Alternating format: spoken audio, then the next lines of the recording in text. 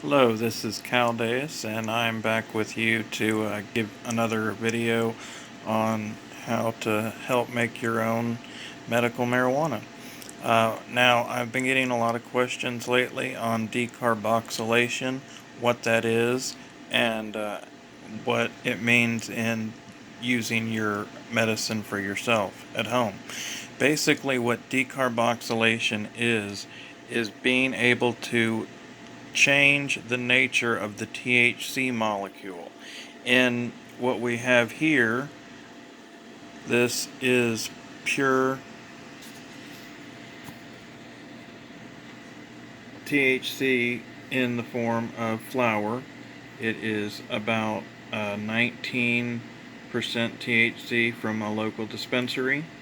And as you can see, it is, your normal everyday kind of weed. And this contains, as I said, about 19, so let's say 20% THC. Now that THC is contained as THCA. And THCA cannot readily be absorbed into the body. Now, the reason why when you put it in a pipe and smoke it, it will get you high is because the heating process is what knocks that A molecule off and turns it into regular THC. And once that happens, it's able to pass into your system and essentially get you high and also give you the other benefits of ingesting THC. Now, it, the other, after you've got decarboxylated, now this is the same strain from the same place, I've just put it into my decarboxylator. And what you're going to have, let me see if I can get the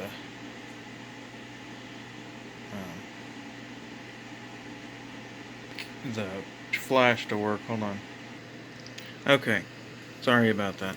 Now, you can easily see the visual difference between these two after they've been decarboxylated. Now, as I said before, these are the same strain from the same store, just one has been decarboxylated, this one here, and one is in its original condition, this one here. Now, when you go, I was planning to weigh and everything like that, but for the sake of time, I'm just going to explain that yes, you might lose a little bit of weight as this happens, depending on your decarboxylator, or if you do it in your oven. I personally have never had any luck with the oven method or even the little toaster oven method or any other. The only way that I have ever been effective in using or doing decarboxylation is with, since I got this little machine right here, it is called the Ardent, and it is awesome. It is just what I need because it's idiot proof. You literally just open this thing up, take this silicone top off. This silicone piece in here is an optional piece. I suggest it, especially if you're going to be doing any kind of concentrates or oils. And there's this piece here, and basically you put your silicone piece in there, you put your concentrate in one of these, or you can just put your raw flour right into the machine. In fact, you can even put your concentrate right into the machine if you want to. It can get a little messy. In fact, that's what that purple insert there is sold as, is for concentrates. I just like it a little bit easier for easier cleanup. Anyway, so you just put it in the machine like that. Make sure that the lid is on real good, and then go to the button and hit start.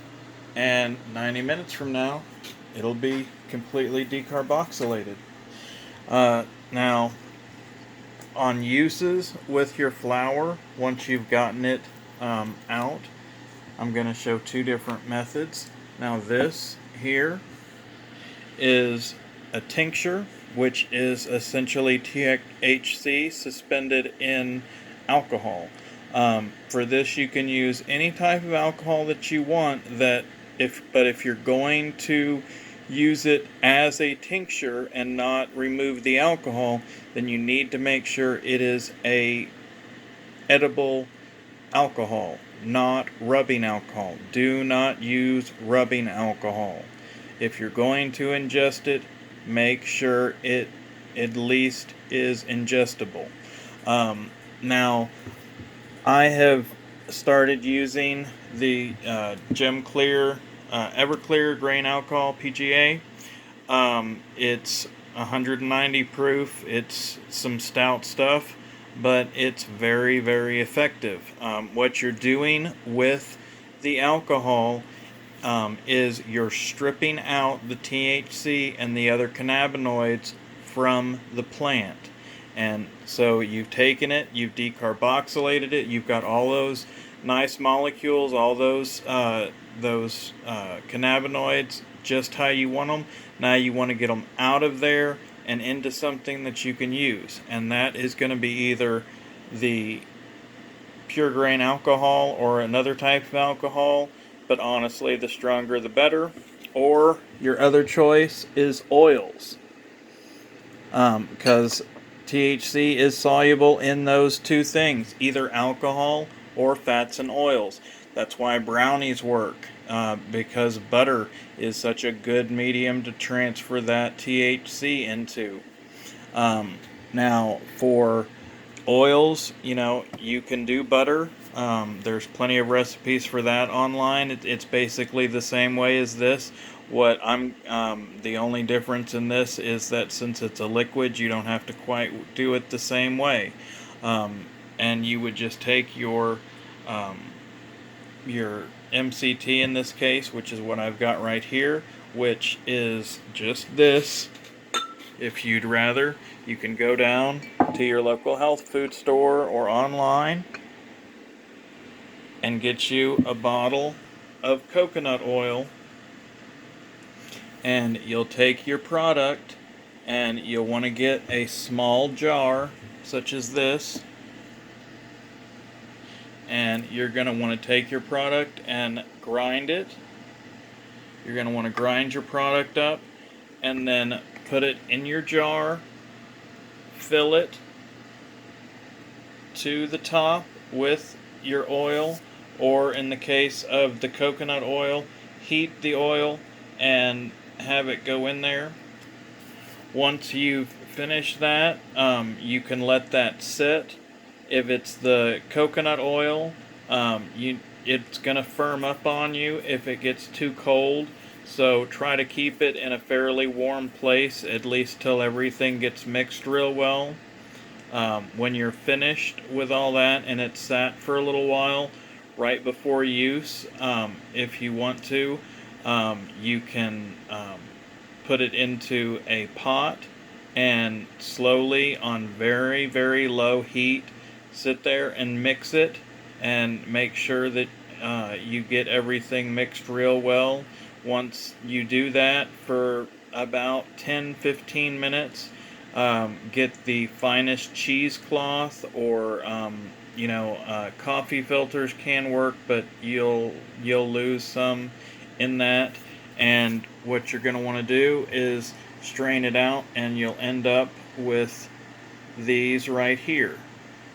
And these are different oils that I have used. This is actually, the first one here is coconut oil THC. That's why it's a little bit more viscous. And both of these two are MCT.